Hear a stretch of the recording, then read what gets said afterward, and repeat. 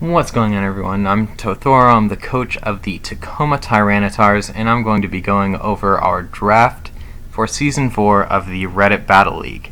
For those of you who don't know what Pokemon League-style format is, or what the Reddit Battle League in particular is, I'll have some links down in the description. So, the first Pokemon we draft in the Reddit Battle League is always the Mega. The first round is the Mega round, and it has a different draft order than any of the other rounds. I had originally wanted Mega Audino, but I wasn't able to get that, so what we ended up getting was Mega Steelix.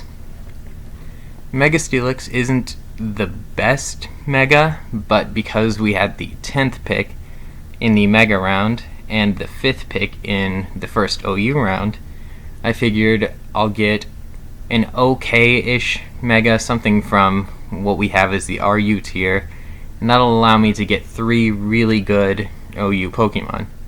So, at this point, Tyranitar was also available, and I love using Tyranitar. Tyranitar provides sand. Mega Steelix benefits from sand, so it kind of seemed like an intuitive choice, as long as I could not get sniped on getting Tyranitar. So, in retrospect, this is one of the few picks I would change if I could, but I'll talk more about that later once you can kind of see what kind of type synergy, move synergy, and stuff we have going on there. So the next round was the first OU round. I had the 5th pick, and Tyranitar was what we got. Since a lot of people drafted OU Megas, I was actually the second person that made a pick in this round, so I was fairly certain that Tyranitar would be available. Lo and behold, he was. It's something I've always wanted to use in League format. I have a lot of experience with it, going all the way back to 4th Gen, Diamond Pearl, Sand Battles, Super Stolly, lots of fun. 1 4x weakness, which I'm not a big fan of, but it's something that's definitely accountable for later on. There are ways to fix a 4x weakness. Also, at this point, you can kind of see some compound weaknesses developing, which is never a good thing in League format.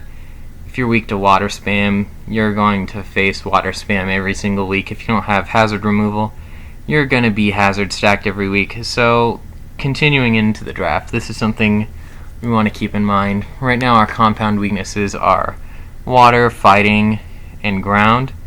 So, our next pick is going to be something that directly helps with that. In OU2, I had, I think, the 7th or 8th pick, and I still got my first choice. I don't know if I said this already or not, but Mega Steelix was actually the only time we were sniped in the league when I had originally tried to get Mega Audino. So our second OU pick was Gengar. As you can see, Gengar helps balance out a lot of those weaknesses, and it's a very good Pokemon in general. That's why it's in OU. Immune to fighting and ground, as long as their Pokemon don't have Mold Breaker, and surprisingly very few Mold Breaker Pokemon were drafted. So this helps with all of our compound weaknesses so far, except for water, which we will handle later on, I think in RU. But works very well with the team. Good special attacker. Tyranitar can be a special attacker, though it's certainly more viable as a physical attacker. Steelix isn't super offensive. So we have a little bit of physical offense and special offense going here. But something really good to keep in mind in League format is that the Pokemon with the highest stats aren't always the best. So something that's more versatile and could do multiple things, something that can be a mixed attacker, it's often better than something that has one small niche and fills that niche really well. So, with that in mind, our third pick was something that directly plays into that, Shaman. Because Shaman has base 100 in every stat, it's very versatile. Its special move pool is certainly a lot better than its physical move pool, but it can run a lot of different things. It can be defensive, it can be offensive. It's a lot of fun to use. Natural Cure and Rest provide a lot of utility for it, and its type coverage in terms of its move pool is pretty good. It's also a water resistance and a ground resistance, which really helps out with the team synergy. So we're kind of seeing that we're balancing out the weaknesses we got with our first two picks, and we'll continue to do that. The only thing I think we have a weakness to at this point that we don't have a resistance to is fire. I'm not sure if rock resists fire. I think it does. Discard what I said. So going into UU1, we got Hitmontop. Hitmontop is a great spinner. As I mentioned before, if you don't have a spinner or a defogger of some kind, then you're going to be hazard stacked every single week. So Hitmontop is, in my opinion, one of the best spinners in the game. In addition to spinning, it has several other roles. It gets Technician, so things like Fake Out, Mach Punch, those come in very handy. They do a lot more damage than they do from Pokemon that don't have Technician. Has a decent move pool, decent coverage. All around is a good pick. I also really like the fact that it gets Intimidate. Intimidate helps it be more bulky. So while it's not the most offensive Pokemon, it has a lot of different defensive roles and utilities that it can perform.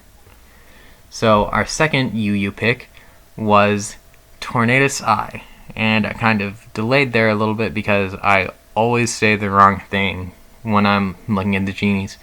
I know I have Tornadus Eye, but I'm sure I'm going to say Thundurus or Landorus at some point when I'm talking about this thing.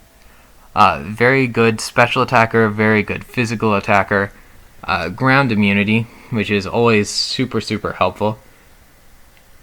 The biggest thing I wanted here was that ground immunity and that flying stab, which we get through Hurricane, which 70% accurate move. Yeah, it's debatable whether it's good or not, but it does a lot of different things. Over 100 base attack and special attack. Good speed. Not the bulkiest thing in the world, but it also gets Prankster and Defiant, which are abilities that will certainly be useful throughout the season. And as you can see from our draft so far, we've done a really good job, or at least I think a really good job, of balancing out that ground weakness we developed very early on. We have 2 immunities, a resistance, and 2 weaknesses. So while I don't want to continue drafting things that are weak to ground at this point, it's not something I'm really too concerned about anymore. Water is still an issue. We only have 1 water resistance and 2 weaknesses. Fire is still a little bit of an issue. Aside from that, it's a pretty decently balanced team so far. We have some very versatile things, some things I'm really happy with. So, the third UU Pokemon we got, something I really wanted to address, that water weakness and that fire weakness. And there was one Pokemon available that did both of those things by giving us a 4 times water resist and a 4 times fire resist. Kingdra. Kingdra is another very versatile Pokemon. It has good attack, good special attack, and decent speed, so it can perform a lot of offensive roles. There's always Crit Draw, which is both the best and worst thing, depending on which side you're on. It's hard to stop Crit Draw. Kingdra in general does provide those 4 times resistances that I had mentioned. So another good pick, another thing that helps balance out the type synergy, does give us a dragon type. While I wasn't really going for the fantasy core that a lot of other teams were this season, I do kind of get that, just not in the most defensive way possible, as you'll see later on. And so this is our team after both the OU and the UU rounds. Since Steelix was an RU Mega, that means I didn't draft in RU1, and so the pool I had to choose from it with my first actual RU pick was significantly dwindled. I didn't really have my heart set on anything because I knew a lot of the best Pokemon in the tier would likely be gone by the time I got to pick.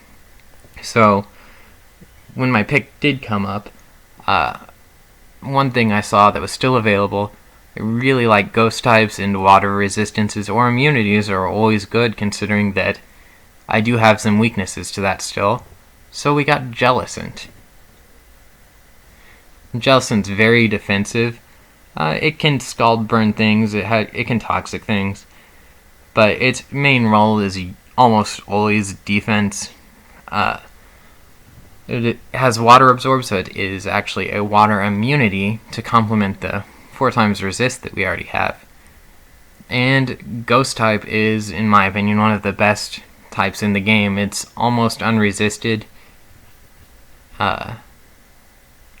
In combination with water, it can hit almost anything in the game for at least neutral, if not super effective damage. It has a decent move pool to back that statement up.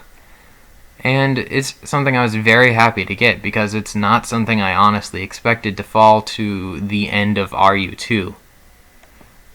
Finishing out RU, we got Stoutland.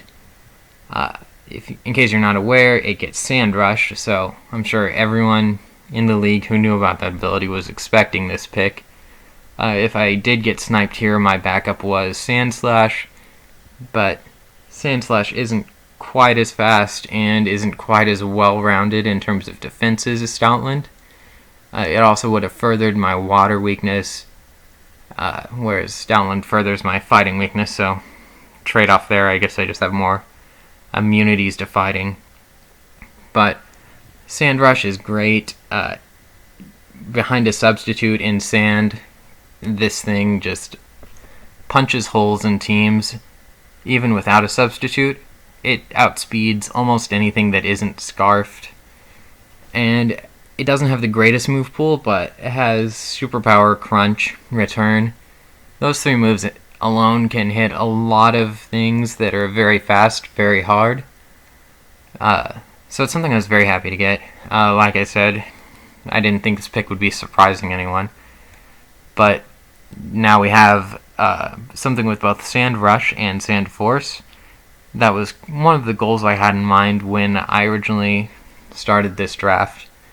I wasn't thinking that I would be able to get Tyranitar, because Mega Tyranitar has been drafted every season so far, and I had the 10th Mega Draft pick. I was like, I'm just not going to plan on a Sand team.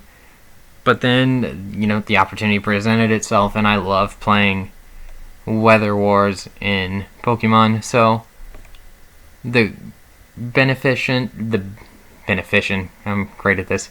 The benefits from Sand are, I think at this point, fully realized. I didn't really draft anything else that loves to be on a Sand team, but I'm very happy with the sort of pseudo Sand team we got here.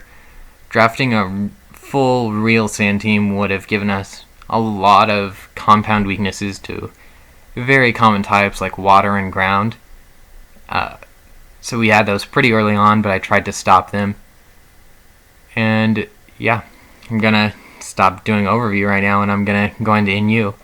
The first NU pick we had was Mr. Mime. Easily one of the creepiest Pokemon, but it's very fast. It has decent special attack. With a Scarf, it can outspeed a lot of things. I don't see myself bringing any of these later tier picks super frequently, but it's something I can definitely see myself bringing once or twice in order to stop other Scarfers, in order to stop things like Mega Alakazam, which is very fast. I can outspeed it with a Scarf. And the other NU pick I got was Regigigas.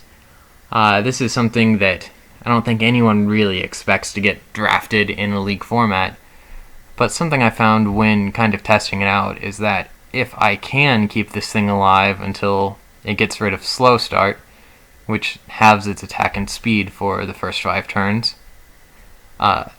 it does just insane things to teams, because it's been overlooked for so long that nobody really expects to have to handle it. And I think that it's been overlooked for too long. I think it'll do some work. Not something I'm going to bring every week, because, for example, the first week I'm facing Mega Lopunny, and Mega Lopunny obliterates this thing even if I do get past Slow Start. But I can see it coming in really, really handy 1 or 2 weeks. I'm probably going to upload my matches to this channel as well, so hope to be able to show off some cool Regigigas moves and stuff this season. After our NU picks in the league, we get one more pick. It's a wild card pick, so it can be from any tier UU or below, which usually means everyone picks a UU Pokemon. My team was no exception, and I got Uxie. Uxie is a Pokemon I've used in League format before. It's very versatile, it's very bulky, something I like a lot. I've run this thing Banded, I've run this thing Scarfed, I've run this thing Specs. Of course, there's the dual screen set, which is very common. Stealth Rock, U-turn utility. It's a lot of fun to use. It's very versatile. People have a hard time planning for it, myself included. So I'm very excited to be using Uxie again. Overall, looking at my team, there are a couple of things that I would have drafted differently, I think. Mega Steelix being the primary one. Getting Sand is something I love to do, but with Mega Steelix and Mega Tyranitar in their first 2 rounds, I really had to draft around a lot of compound weaknesses very early on that limited my options. For example, I really wanted to get Manaphy this season, but Manaphy didn't help my team nearly as much as things like Gengar and Shaman did in terms of reducing my weaknesses. There are always free agency transactions, which I might make later on this season, depending on how things work out. But I can't, unfortunately, redraft my Mega. I think in retrospect, I probably would have gone with Mega Glalie, so I still would have had the RU Mega and still would have been able to draft everything UU and above that I did draft. But Ice Stab is always nice to have. Wouldn't have had to worry about things like the extreme ground weakness, because Mega Glalie does a pretty good job of handling ground types with its ice typing. Yeah, so that's our team for this season. I'm going to have a lot of links in the description so you can follow the league. I'll try to upload team builders and videos of the battles as they go along. We'll see how well that works out, since this is my first YouTube video and all. Yeah, so thank you all for watching. I'll see you later this season.